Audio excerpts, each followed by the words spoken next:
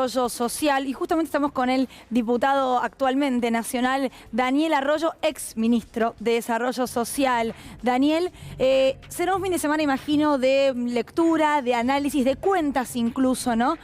Sobre algunos puntos, pero en referencia a lo que tiene que ver con los planes, en lo que tiene que ver con esta polémica en torno a no más altas, ¿es un condicionamiento muy grande que el FMI esté tantos años en la Argentina para quienes más lo sufren? Diría dos cosas. Por un lado, yo tuve varias reuniones con los equipos técnicos del Fondo Monetario en estos 2 años y siempre quedó claro que no se tocaban las partidas sociales y no se ha hecho, y eso claramente es un avance. Tendremos que crecer para que no sea un condicionante. Nosotros vamos a tener 10 revisiones trimestrales en los próximos 10 años. Está claro que tenemos que crecer, generar condiciones para que crezca la economía, y yo diría arrancar por lo primero, que es un plan antiinflacionario. El principal problema social hoy en la Argentina es la inflación, es cuánto cuesta llegar a fin de mes. En ese contexto, el primer paso es el acuerdo con el Fondo Monetario, que lo tenemos que debatir. Yo voy a votar a favor ahora, la próxima semana, y rápidamente me parece que es un plan antiinflacionario, que es el punto que está desacomodando la cosa fuerte en los barrios. Ahora, un plan antiinflacionario en un contexto en el que se sabe van a aumentar las tarifas y va específicamente de luz y de gas. Los precios de los alimentos a nivel internacional también están subiendo. ¿Cómo va a afectar esto a aquellos sectores que, bueno, que hoy ni siquiera llegan a fin de mes? Tenemos que desenganchar el precio internacional del precio interno. O sea, cuando crece el valor de los commodities, de los alimentos, es bueno para la Argentina en términos macro, porque vendemos alimentos, entran dólares, pero al que va a comprar pan, leche, harina, se le complica. ¿Y cómo se desacopla? Bueno, un avance es lo que se está haciendo con el tema de la carne. 7 cortes de carne, separarlos. Los 1.300 productos de precios máximos. Esa es una parte. Pero tenemos que ir por más, claramente. Tenemos que establecer un criterio en donde, claramente, si el contexto, todo indica que el conflicto bélico hace subir el precio de los alimentos, un conjunto de alimentos tiene que ser accesible, sostenible. Creo que hay que ir a un trabajo entre capital-trabajo, a un acuerdo de precios y salario, a tomar cuestiones macroeconómicas, generar un sistema de crédito. El panadero nunca copia harina y ese es parte de su problema, y que el productor venda directamente al consumidor. Yo estoy presentando ahora 2 proyectos en el Congreso, uno de crédito no bancario y otro de mercado de cercanía para que los productores vendan de manera directa. Es un plan integral que hay que discutir, pero para mí es primero acuerdo con el Fondo Monetario, después rápidamente el tema de inflación. Ahora, hay siempre una gran pregunta que tiene que ver con el rol de los sectores que quizás no acuerdan a grandes rasgos con un proyecto de nación como el que tiene el Frente de Todos. Y digo esto porque cuando se habla, por ejemplo, de intervención del Estado en lo que tiene que ver con alimentos, ya se había creado un monstruo en torno a una empresa estatal de alimentos que nunca existió, o que por lo menos nunca se presentó como tal. Digo, ¿cómo se habla con esos sectores en este contexto?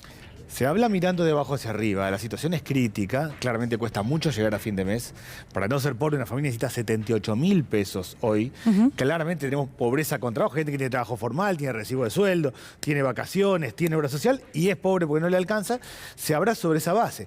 Han hecho otros países de América Latina, Uruguay en gran medida, que es desenganchar el precio internacional del precio interno. Yo partiría de una base. Lo que se produce en un país tiene que ser accesible para los que viven en ese país. Nosotros producimos alimentos, comer tiene que ser barato. Sobre esa base, construir un conjunto de aspectos. Yo creo que vamos a poder generar consenso sobre eso. Está claro que no puede la Argentina, si sube brutalmente el precio de los alimentos, acompañar con el mercado interno, porque nosotros ganamos en pesos. Nosotros nos faltan dólares y nos sobra deuda.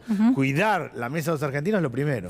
Saludos ya a mis compañeros Andrés Lerner, Agustina Rivas. Ya vamos a ir, Andy, Agus, a lo que es la letra chica de este acuerdo que se presentó de hecho hoy en el Congreso, pero te doy la palabra, Andrés. Sí, bueno, diputado, justamente arrancamos por la letra gruesa, podríamos decir, ¿no? La planificación que se hace en el acuerdo que ya trascendió del crecimiento económico es bastante considerable, ¿no? Hasta un 4,5% este año, también crecimiento para el año que viene y para el 2024. Lo que no queda claro es cómo se va a hacer para alcanzar ese crecimiento y reducir el déficit al mismo tiempo. Debería haber una política, me imagino, bastante agresiva en cuanto a la mejora en la administración tributaria. ¿Se va a ir, por ejemplo, detrás de sectores como el sector agroexportador, que tienen un gran grado de informalidad y que son sectores a los que realmente les está yendo muy bien?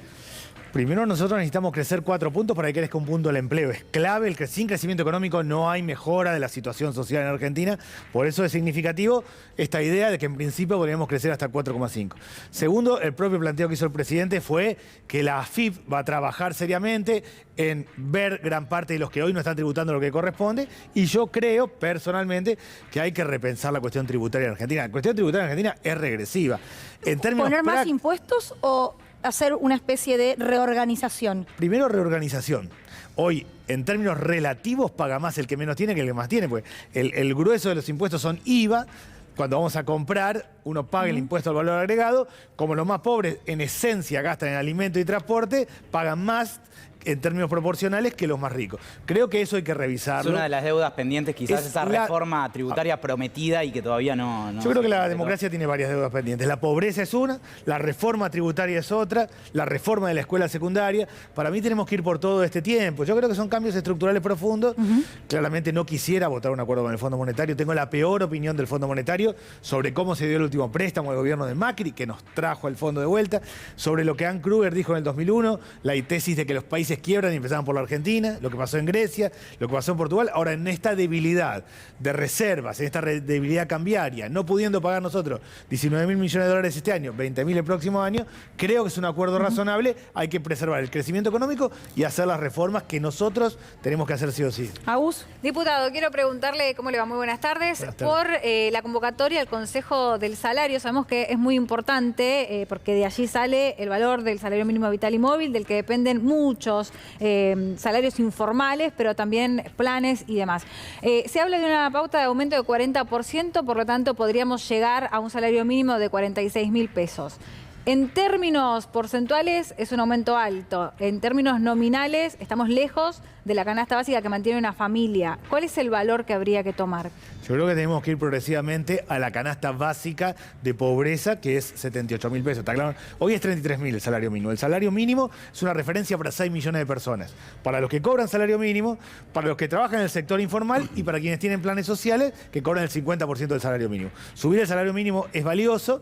Creo que tenemos que ir progresivamente al esquema de que el salario mínimo es la línea de pobreza, es equiparable a la línea de pobreza. Claro. No es posible hoy ir a 78.000, pero tenemos que ponernos como norte ese esquema. Veremos cómo termina siendo el acuerdo. El año pasado terminó siendo 52% el aumento del salario mínimo. Le ganó un poquito la inflación, pero en términos prácticos son 33.000 pesos. Tenemos que subir mucho más. Ahora, Arroyo se juntó con Martínez, hablo del actual presidente del bloque, porque él dijo, voy a ir uno por uno a hablar, a preguntarles qué le parece la situación. ¿Qué le dijo? Sí, me junté, charlo mucho con él ya de hace tiempo. Yo trabajo y él también mucho el tema de los mercados de cercanía, por eso tenemos una conversación hace mucho tiempo. No, básicamente lo que conversamos es los lineamientos generales que conocemos hasta acá del acuerdo con el Fondo Monetario, la necesidad de trabajar y unificar el bloque. Claramente hay posiciones distintas sobre el acuerdo con el Fondo Monetario. ¿Usted cree que se puede unificar, que el Frente de Todos puede votar todo lo mismo? No lo sé, no me parece que vayamos a votar todo lo mismo, pero sí mantener la unidad del bloque. Yo creo que cada vez que hay un acuerdo del Fondo Monetario en un país pasan dos cosas. Se reconfigura el sistema político, se rearma y aumenta la conflictividad política en las calles. Eso ha pasado en todos casos.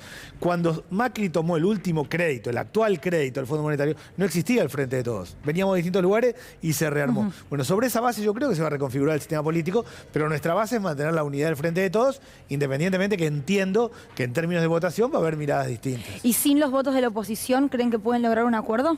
Se puede lograr un acuerdo sin los votos de la oposición, básicamente porque si la oposición se abstiene, igual se tienen los votos. Lo que pasa es que la oposición es la que tomó la deuda. O sea, lo responsable, lo razonable de parte de la oposición es votar a favor.